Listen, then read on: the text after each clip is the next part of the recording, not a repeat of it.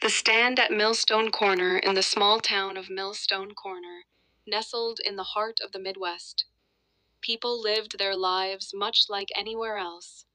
The streets were lined with old brick buildings, a few diners, and families who'd called this place home for generations. But beneath the seemingly peaceful exterior, tensions simmered. Racial inequality lingered like a shadow.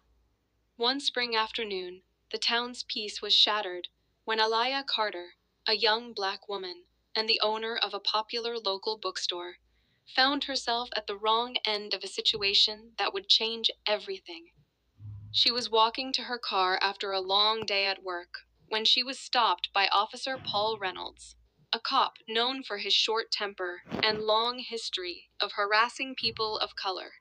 Reynolds, with a scowl etched across his face, demanded to see her ID, accusing her of acting suspiciously while leaving the bookstore. Aliyah, used to the subtle ways racism had crept into her life, stood tall.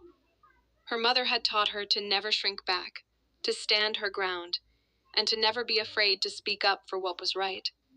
But this time, something was different. As the officer's voice grew louder, the small crowd gathered began to take notice. The usual passive onlookers, some just waiting for the drama to unfold, started to murmur. Aliyah was no longer just defending herself.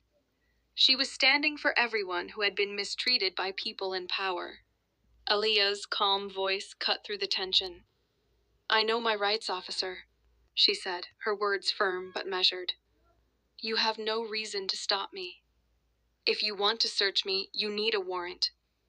Reynolds sneered, his hand hovering over his belt.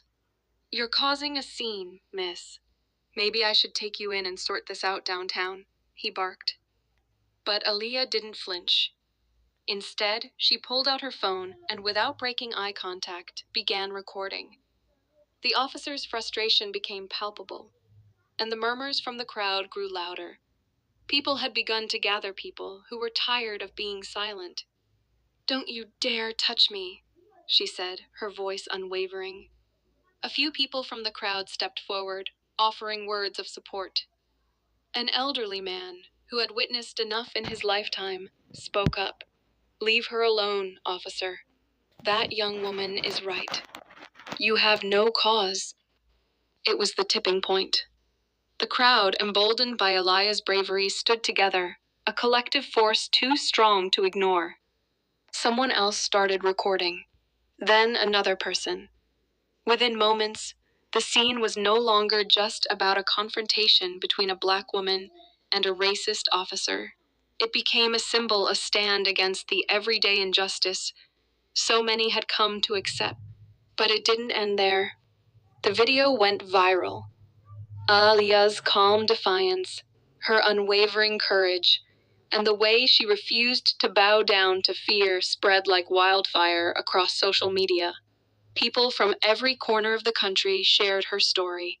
They were inspired, emboldened to fight back in their own ways. The local town council, under mounting pressure, launched an investigation. Officer Reynolds was placed on administrative leave, and Aliyah, supported by the newfound unity of her community, stood in front of the town hall, demanding accountability. Weeks later, when the council announced the dismissal of Officer Reynolds for repeated misconduct, the town erupted in cheers. For the first time in Millstone Corner's history, something had shifted.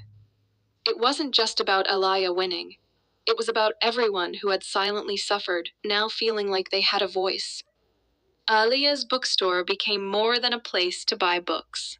It became a hub for change, a symbol of resilience and unity. People traveled from nearby towns just to hear her speak, to see firsthand the woman who stood up and faced down injustice.